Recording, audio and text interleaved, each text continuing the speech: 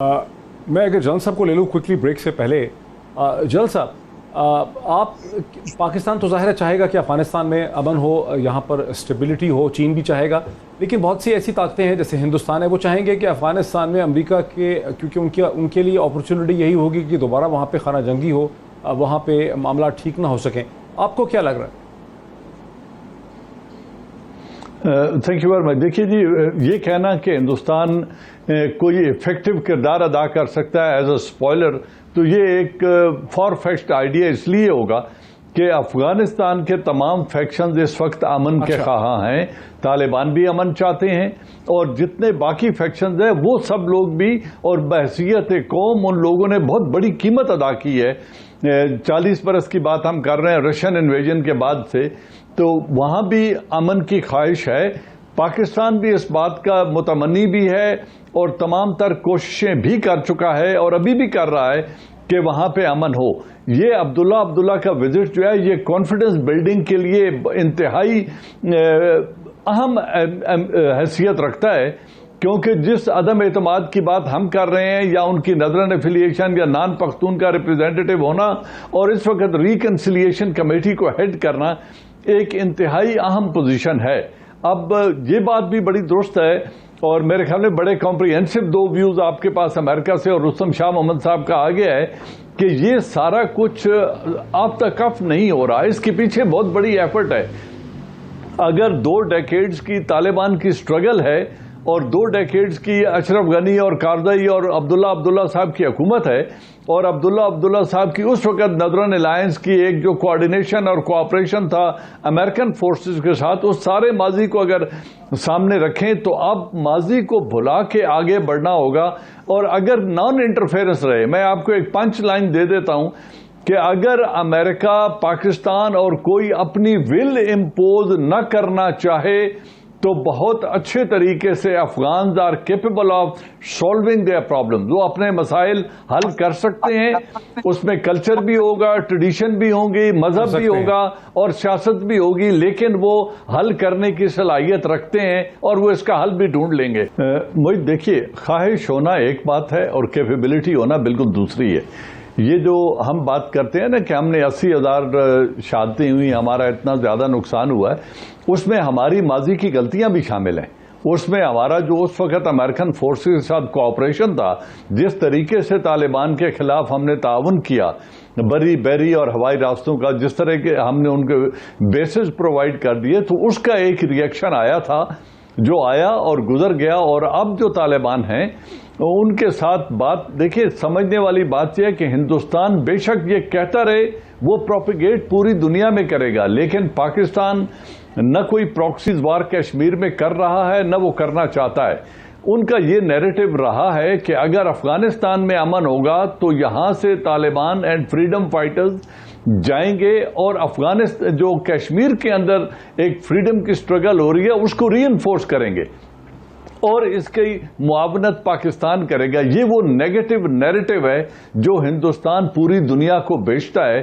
لیکن پاکستان نے اپنا کورس کریکشن کر لیا ہے، اور اب ایک اسٹریٹجی ہے نان انٹرفیئرنس کی. پاکستان کسی قسم کی پراکسیز کو سپورٹ کرنے کو تیار نہیں ہے. تو یہ بات دوسری کہ جی وہ ہمیں یہاں سے انگیج کرے گا اور اسی طرح کی بالواسطہ قسم کا جواب ہوا نا کر سکے گا. آپ سمجھتے ہیں کہ ہندوستان کی کیپیبلٹیز کیا ختم ہو گئی ہیں؟ افغانستان، ہندوستان کی آج کیپیسٹیز نہیں ہیں افغانستان؟ بالکل، میں یہ سمجھتا ہوں نہیں، میں یہ اس لیے نہیں سمجھتا ہوں. وہ چاہتے ہیں کہ ایسا ہو، لیکن اگر ہمیں پھر یہ ماننا پڑے گا کہ اشرف غنی اور عبداللہ اور نظرن الائنس ان کے ہاتھوں میں کھیل رہے ہیں ہندوستان کے، تو پھر آپ کہہ سکتے ہیں کہ اس کی کیپیبلٹی ہے. لیکن اگر ہم یہ کہیں کہ طالبان، اشرف غنی، عبداللہ اور نظرن الائنس، یہ جتنے نان پختون ہیں، جن میں ازبکس ہیں، ہزاراز ہیں، یہ سب لوگ امن کے خواہش مند ہیں، تو پھر ہندوستان کا کوئی رول مجھے نظر نہیں آتا. وہ کس کے ذریعے انسٹیبلٹی کریٹ کرے گا افغانستان میں؟ لیکن اگر یہ فورسز مل کے امن چاہتی ہیں، افغانستان کے لوگ امن چاہتے ہیں، تو انڈیا کا رول جو ہے وہ بڑا مارجنلائز ہو چکا ہے. رستم شاہ محمد صاحب، رستم شاہ محمد صاحب، ہندوستان کا رول، ہندوستان کی کیپیسٹیز میں کمی آ گئی ہے گزشتہ چند برسوں میں، یا ہندوستان کی آپ سمجھتے ہیں کہ نیت میں فرق ہو گیا ہے؟ ہندوستان کو تو بڑا سوٹ کرتا ہے کہ پاکستان کو پریشر میں رکھے افغانستان. دیکھیے اوپینین ڈفر کرتی ہیں. ہو سکتا ہے درانی صاحب کی بات بالکل صحیح ہو.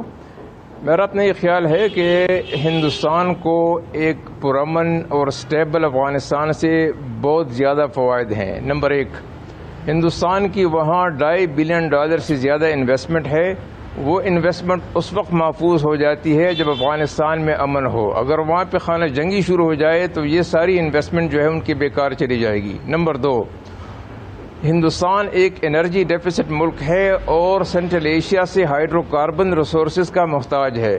اگر افغانستان میں امن ہوتا ہے تو ہندوستان چابہار کے راستے سینٹرل ایشیا کے ساتھ روابط کر کے ان سے چیپ الیکٹریسٹی، گیس وغیرہ لے سکتا ہے، جو کہ ان کے لیے ایک بڑا کنسرن ہے اور وہاں پہ ڈیمانڈ بھی ہے اور ان کی خواہش بھی ہے. نمبر تین، میں آپ کو یہ بھی بتاؤں کہ اگر طالبان کی حکومت بھی قائم ہو جائے تو وہ بھی، بعض لوگ اس سے سرپرائز ہوں گے، وہ بھی ہندوستان کے ساتھ بہترین تعلقات قائم کرنے کی کوشش کریں گے، کیونکہ وہ نہیں چاہیں گے کہ ان کا جو ریکنسٹرکشن ریہیبلیٹیشن کا پروگرام ہے، جس میں ساری دنیا کی مدد کی ان کو ضرورت ہے، کہ کوئی ریجنل ملک اتنا بڑا جیسے ہندوستان ہے، جن کی اتنی بڑی انویسٹمنٹ ہے، ان کے ساتھ ہوسٹائل ایٹیٹیوڈ اڈاپٹ کریں اور وہ جو ان کی مدد وغیرہ ختم ہو جائے. تو میں سمجھتا ہوں کہ اس کو ہمیں ذرا ڈسپیشنیٹلی دیکھنا چاہیے. یہ بات بار بار کہنا کہ وہ اسپائدر ہوگا، یہ ہوگا، وہ ہوگا، ہو سکتا ہے کہ ویزا بھی پاکستان اس کا کوئی اتنا ان کے وہ ہو، کردار ہو، لیکن افغانستان کے امن کے حوالے سے وہ کبھی یہ نہیں چاہیں گے، ہندوستان کبھی نہیں چاہے گا. چین وغیرہ کا تو سارا ون بیلٹ ون روڈ کا وہاں سے وابستہ ہے، لیکن ہندوستان بھی یہ نہیں چاہے گا کہ وہاں پہ بدامنی ہو، وہاں پہ خانہ جنگی ہو، اور ان کے جو ارادے ہیں، جو سینٹرل ایشیا کے ساتھ ایکسس ہے، جو ان کی انویسٹمنٹ ہے، وہ ساری اکارت چلی جائے. ٹھیک. عبداللہ ریاض صاحب، ہندوستان کی نیت نیک ہی ہو سکتی ہے افغانستان کے حوالے سے؟ میں اس پہ دونوں میرے دوستوں کا ویو مور اور لیس سیم ہی ہے. یونیورسلی اگر آپ اینالائز کریں تو آپ اس چیز کو دیکھیں کہ افغانستان کے تمام forces if they agree to a solution اور ایک اسٹیبلٹی اور پولیٹیکل اسٹیبلٹی افغانستان میں آتی ہے، جس کے under writers global and international forces, وہ فورسز جنہوں نے افغانستان کو ایک تھیٹر آف وار پچھلے 40 سال سے بنائے رکھا، super powers and internal factions and regional insecurities and interest, جب وہ سارے فیکٹر ایلیمنیٹ ہو جاتے ہیں یا مارجنلائز ہو جاتے ہیں یا ریکنسائل کر لیتے ہیں، تو ایک بہت بڑا نیو الائنس ایمرج کرتا ہے towards peace, stability and prosperity, جس میں super powers, United States is not going to walk out of Afghanistan no matter what the circumstances. یہ ہمیں بھول جانا چاہیے. وہ ایک اسٹیبل انٹرسٹ یونائٹڈ اسٹیٹس. اچھا، اس کا کیا مطلب؟